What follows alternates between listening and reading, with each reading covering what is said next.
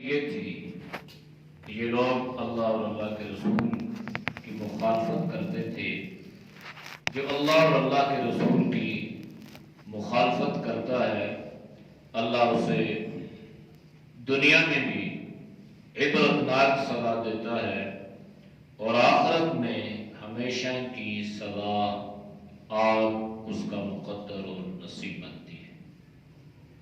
اسی بات کو اللہ نے یوں بیان فرمایا یا ایھا الذین آمنوا، اے ایمان والو، اذا لقیتم الذین کفروا، جب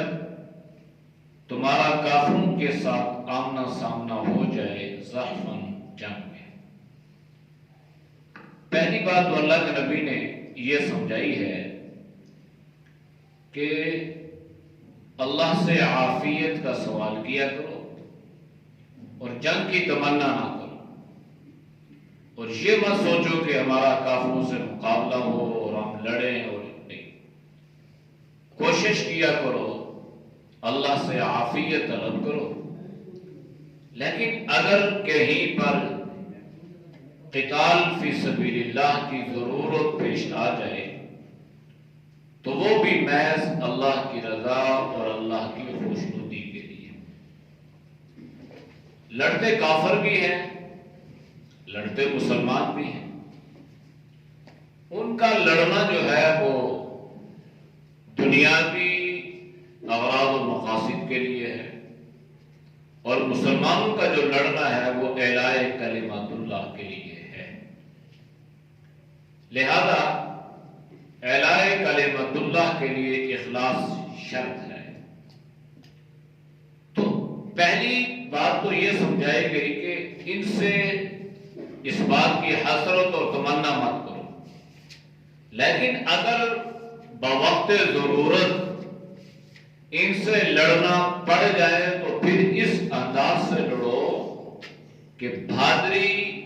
جرت اور دلیری کے ساتھ لڑو، اور یہ مت سوچو کہ میرے پیچھے کیا ہوگا. پیچھے کو بھول جاؤ،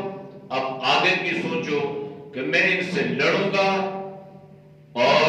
لڑتے لڑتے شہید ہو جاؤں گا تو مجھے آگے کیا ملے گا. اس لیے اللہ نے اہل ایمان سے فرمایا کہ اے ایمان والو، جب تمہاری کافروں کے ساتھ لڑائی ہو جائے حالت جنگ میں تو پھر یاد رکھنا فلا تولوہم الادبار، پھر یہ سوچنا بھی نہ کہ تم پیٹھ پھیر کے اس جنگ سے بھاگ جاؤ. یہ منع کر دیا. پہلا سبب تو یہ پڑھا ہے کہ عافیت طلب کرنی ہے اور جنگ سے بچانا ہے، مصلحت کو ملحوظ خاطر رکھنا ہے، حکمت، دانائی اور بصیرت کو چھوڑنا نہیں ہے. ان ساری چیزوں کے باوجود اگر لڑنا ہے تو پھر اس انداز سے لڑو کہ بس لڑتے لڑتے اپنی جان اللہ کے سپرد کر دو، لیکن پیٹھ پھیر کے بھاگنا نہیں. صحابہ کی شان تو ایسے ہی تھی. غزوہ احد میں جو معاملات پیش آئے تھے، جس پر کچھ لوگ یہ اعتراض کرتے ہیں کہ صحابہ رضوان اللہ علیہ مجمعین نے آپ صلی اللہ علیہ وسلم کا ساتھ چھوڑ دیا تھا اور وہ تتر بتر ہو گئے، یعنی ادھر ادھر ہو گئے.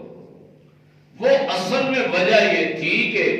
وہاں پر تو خبر یہ مشہور ہو گئی تھی کہ آپ صلی اللہ علیہ وسلم شہید ہو گئے، تو یہ آپ کی جدائی اور آپ کی مفارقت کی وجہ سے صحابہ پر یہ کیفیت طاری ہو گئی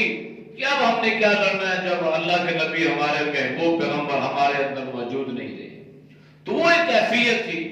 لیکن جب اللہ کے نبی کی آواز آئی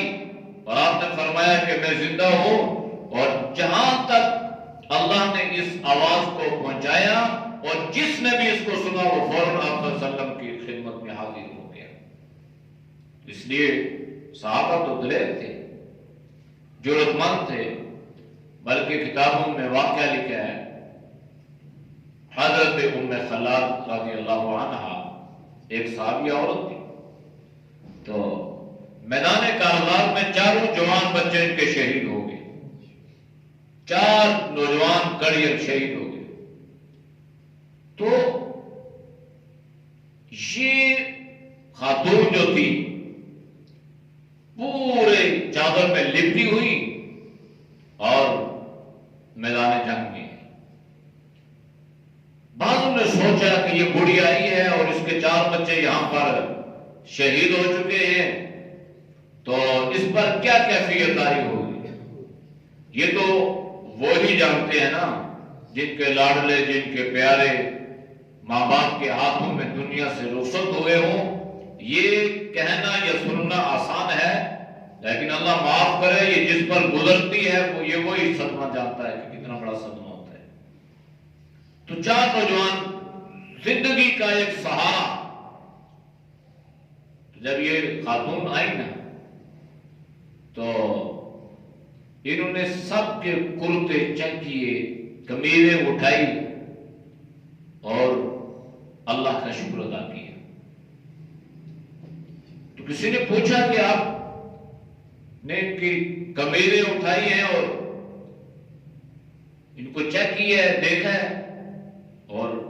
آپ نے اللہ کا شکر ادا کیا ہے, تو یہ قصہ اور ماجرا کیا ہے؟ تو فرمانے لگی کہ میں یہ دیکھنا چاہتی تھی کہ میرے بچوں کے جو تیر اور تلوار اور نیزے لگے ہیں وہ ان کے سینے پہ لگے ہیں یا ان کی پیٹھ پہ لگے ہیں, اور اللہ کے فضل سے 4 بچوں کے سینے پر زخموں کے نشان ہے, پیٹھ پہ کسی کا نہیں ہے. یعنی پیٹھ پہ نشان اس بات کی علامت تھی کہ شاید بھاگ رہا ہو اور پیچھے سے تیر لگا ہو, اور سب انہوں نے تیر کھائے اور اللہ کا شکر. اور انہی کے بارے میں کسی کہنے والے نے کہہ دیا کہ دیکھو 4 بچے شہید ہو گئے اور پھر بھی یہ پردے میں ہے, برقعے میں ہے, چادر میں لپٹی ہوئی ہے, نہ کوئی نوحہ نہ کوئی بہن نہ کوئی چیخ و پکار اور نہ کوئی بالوں کا نوچنا اور نہ کوئی گریبان کا پھاڑنا. تو کہنے والوں نے کہا کہ اس کے 4 بچے رخصت ہوئے, یہ پھر بھی اس حالت میں ہے. تو اس خاتون نے جواب دیا, ان صحابیہ رضی اللہ عنہا لوگوں سے کہنے لگی, لوگوں میں اس بات پہ اللہ کا شکر ادا کرتی ہوں کہ اللہ نے مجھ سے میرے بیٹے جدا کیے ہیں, مجھ سے میری حیا کو جدا نہیں کیا. نہیں حیا وہ اللہ نے نہیں چھینی مجھ سے, اللہ نے مجھ سے میرے بیٹے جدا کر دیے. بیٹے تو جدائی کے لیے آئے ہیں. تو یہ وہ لوگ تھے اور یہ وہ ہستیاں تھی کہ جن کو اللہ نے وہ ایمان کے درجات عطا فرمائے تھے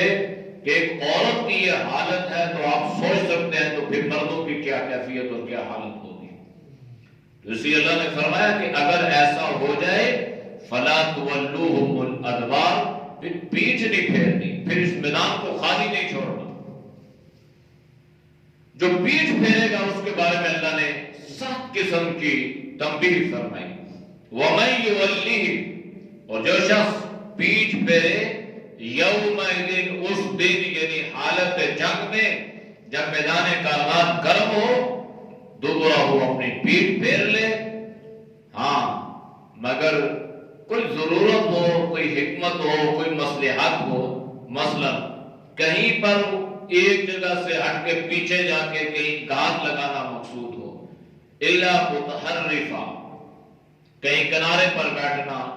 کہیں پر گھات لگانا, یہ جنگی جو حکمتیں اور مصلحتیں ہیں ان کے تحت اگر ایسا کرنا پڑ جائے تو وہ ٹھیک ہے, وہ اجازت ہے, وہ بھاگنا نہیں ہے.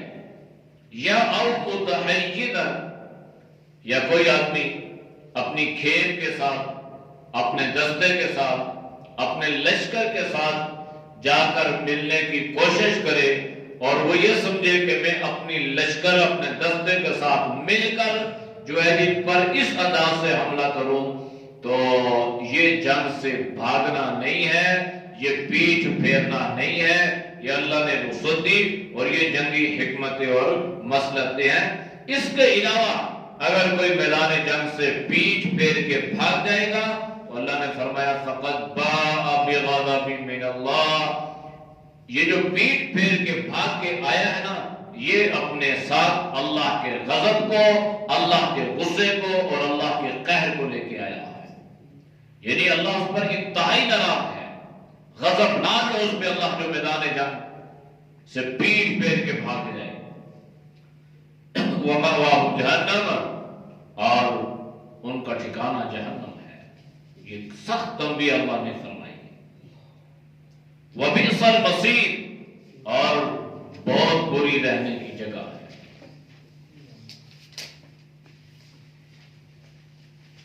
اللہ نے مسلمانوں کو غزوہ بدر میں فتح عطا فرما دی۔ چھوٹا لشکر بڑے لشکر پر اللہ نے اس کو غالب کر دیا۔ تو بعد میں صحابہ آپس میں بات چیت کرنے لگے، میں نے فلاں کو مارا، میں نے فلاں کو قتل کیا۔ تو ایک انسانی فطرت ہے نا، انسان کے دل میں خوشی پیدا ہوتی ہے کہ میں نے اپنے بہادری کو جوہر دکھائے اور میں نے ایسا کیا اور ایسا کیا۔ تو اللہ نے فرمایا کہ ایسا نہ ہو کہ ان کے دل میں یہ چیز پیدا ہو جائے کہ ہم بڑے دلیر ہیں، ہم جرأت والے ہیں، ہم طاقتور لوگ ہیں اور ہم نے ان کو یہ کر دیا۔ تو اللہ نے فرمایا فَلَمْ تَقْتُلُوهُمْ، پس آپ نے انہیں قتل نہیں کیا، وَلَكِنَّ اللَّهَ قَتَلَهُمْ، لیکن اللہ نے ان کو قتل کیا ہے۔ ابو جہل جیسا سردار، طاقتور، لمبا قد، اور 2 بچوں سے اللہ نے اس کو مروا دیا، حضرت معاذ اور حضرت معوذ رضی اللہ عنہما۔ ایک بچے نے چھلانگ لگائی اور اس کی جا کے گردن کو پکڑ لیا اور دوسرے نے نیچے سے وار کیا۔ یہ ان 2 بچوں نے گرایا، اصل میں اللہ نے گرایا، ورنہ بچے گرا سکتے ہیں۔ ایک طاقتور سردار مضبوط اسلحہ سے لیس، تو ان کے ساتھ اللہ کی مدد تھی نا، اللہ کی نصرت تھی، ایمان کی طاقت تھی، ایمان کے جذبے تھے۔ تو کسی سے انہوں نے کوئی ابو جہل کدھر ہے، کہ وہ اچھا، تو ایسے اس کی طرف جھپٹے اور ایسا زور سے اس پہ حملہ کیا کہ اس کے ذہن میں بھی یہ بات نہ آئی کہ یہ بچے مجھے نقصان پہنچا سکتے ہیں۔ ورنہ جنگ میں تو انسان بڑا چوکنا رہتا ہے نا، دائیں بائیں اوپر نیچے ہر طرف سے کہیں سے کوئی تیر، کوئی نشانہ، کوئی ایسا نیزہ نہ آ کے لگ جائے، بڑا ہوشیار۔ لیکن اس کے ذہن میں بھی یہ بات نہ آئی کہ یہ جو بچے میری طرف آ رہے ہیں یہ مجھے کوئی نقصان پہنچا سکتے ہیں۔ بچوں نے گرایا اور تیسرا طاقتور آدمی ابو جہل کے سینے پہ بیٹھ گیا، اور وہ طاقتور آدمی پتہ ہے وہ حضرت عبداللہ بن مسعود رضی اللہ تعالیٰ عنہ۔ اور ان کی طاقت کی یہ باتیں کتابوں میں لکھی ہیں کہ جب وہ چلتے تھے نا تو ان کی ٹانگ میں ٹانگ پڑتی تھی، یعنی اتنے کمزور اور نحیف تھے، جیسے کمزور آدمی چلتا ہے نا تو اس کی ٹانگ میں ٹانگ، تو یہ کیفیت۔ صحابہ فرماتے ہیں کہ ہم بعض مرتبہ سوچتے کہ اگر ہوا کا تیز جھونکائے تو عبداللہ بن مسعود گر پڑے، لیکن اللہ جس سے کام لیتا ہے تو اللہ اس سے لے لیتا ہے، اور اللہ یہ نہیں دیکھتا کہ اس میں طاقت ہے یا نہیں ہے جان، اصل تو ایمان کی طاقت ہوتی ہے۔ تو حضرت عبداللہ بن مسعود نے اس کو واصل جہنم کیا۔ جب اس کی گردن کاٹنے لگے نا تو یہ بڑا خناس فرعون تھا، اس نے کہا کہ ذرا پیچھے سے کاٹنا، اور جب میری گردنیں مقتولین میں رکھی جائے نا تو میں تم کا سردار ہوں تو وہاں پر بھی سردار کی گردن اونچی رہے گی۔ اس لیے اللہ کے نبی نے فرمایا کہ وہ موسیٰ علیہ السلام کا جو فرعون تھا نا،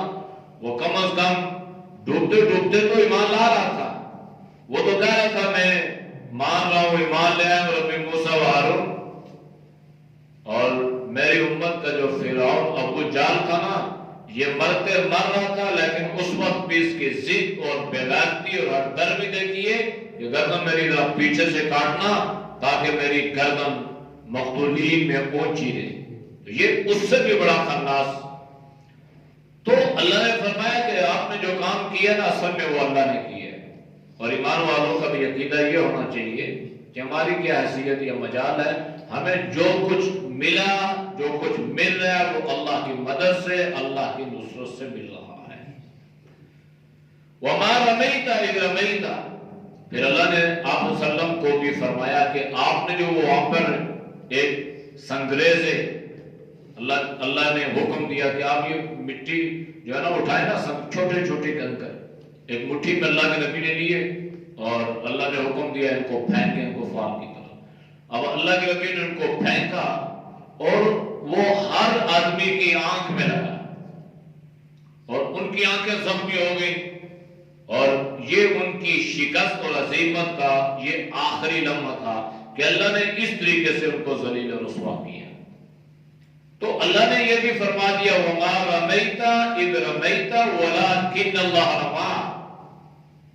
کہ کل کوئی اس وجہ سے اپنا عقیدہ خراب نہ کر بیٹھے کہ اللہ نے آپ کو اتنی طاقت دی ہے کہ آپ نے ایک مٹھی سے سب کو ذلیل و رسوا کر دیا۔ اللہ نے فرمایا جب آپ پھینک رہے نا، رمی پھینکنا، پتھر مارنا، کنکر اٹھانا، تو اصل میں وَلَكِنَّ اللَّهَ رَمَىٰ، وہ پھینکا تو آپ نے ہے، اصل میں وہ اللہ پھینک رہا تھا کہ اللہ نے اس سنگریزے میں ایسی طاقت رکھی کہ وہ جا کے آنکھوں میں لگے اور اللہ نے ان کی آنکھوں کو زخمی کر دیا۔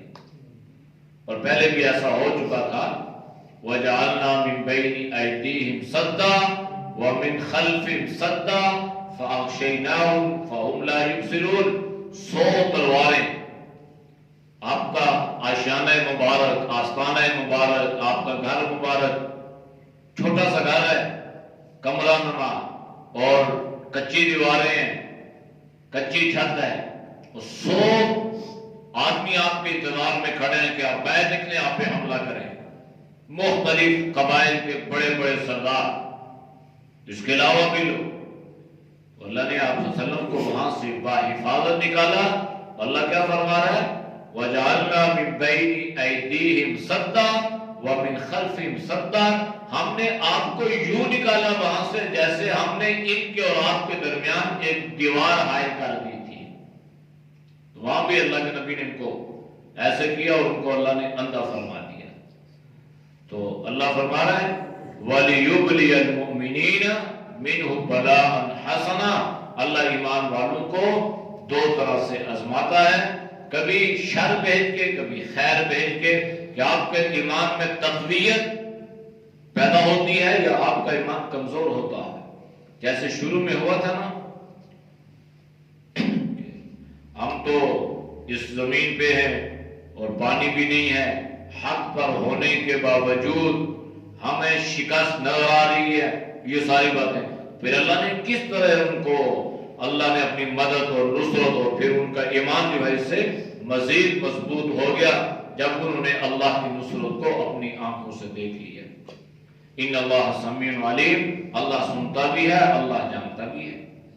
ذالکم، اور یہ تمہارے لیے ہے کہ اور یہ ذہن میں رکھ لو وَأَنَّ اللَّهَ مُوهِنُ كَيْدِ الْكَافِرِينَ،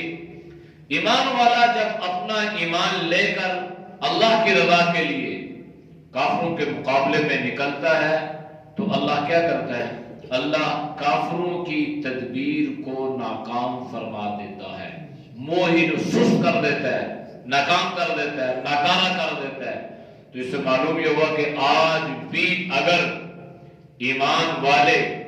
اعلائے کلمت اللہ کی سربلندی کے لیے، اللہ کی رضا کے لیے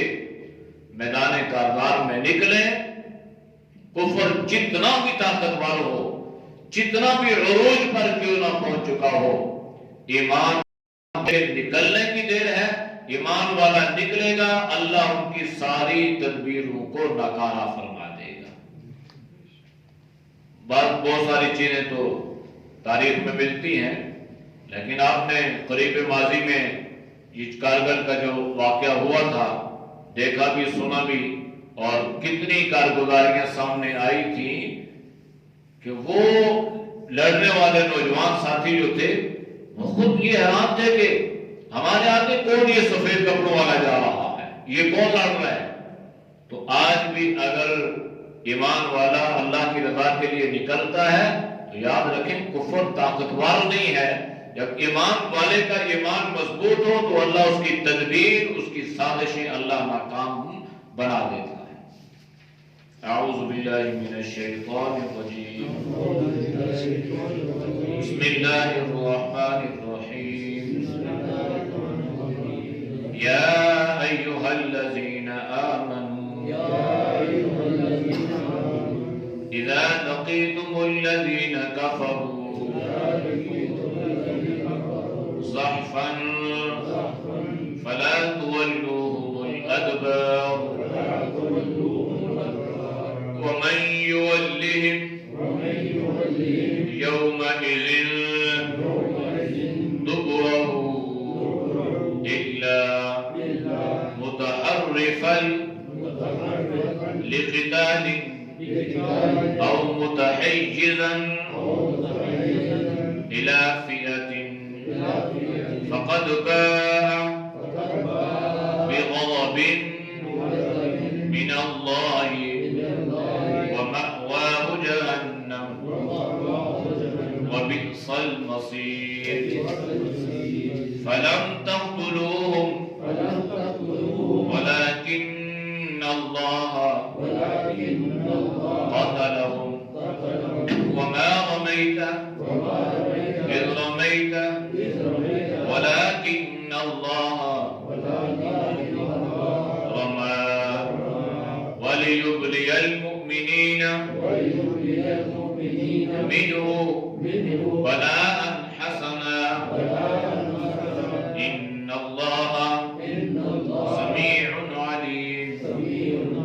ذلكم وأن الله موهن كيد الكافرين صدق الله العظيم الحمد لله رب العالمين والعاقبة للمتقين والصلاة والسلام على النبي الأمي الكريم یا اللہ ہم سب کے سر رب گناہوں کو معاف فرما، گناہوں سے حفاظت فرما، نیک اعمال کی توفیق نصیب فرما، برے اعمال سے اللہ تو سب کی حفاظت فرما۔ اے اللہ امت مسلمہ کو جذبہ جہاد اور شوق شہادت عطا فرما، اعلاء کلمت اللہ کے لیے، دین کی سربلندی کے لیے اللہ جان مال اولاد سب کچھ قربان کرنے کی توفیق نصیب فرما۔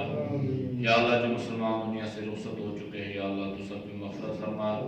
جو بیمار ہیں گھروں میں ہسپتالوں میں ہیں، مرد ہیں، عورتیں ہیں، چھوٹے ہیں، بڑے ہیں، یا اللہ جو جس مرض میں مبتلا ہے یا اللہ اپنے فضل سے، اپنے کرم سے، اپنی قدرت سے، اپنی طاقت سے اللہ انہیں شفائے کلی عطا فرما، سارے بیماروں کو صحت ایمان والی بالخصوص زندگی عطا فرما۔ اللہ ہماری دعاؤں کو ان کے حق میں قبول فرما۔ صلی اللہ تعالی علی نبی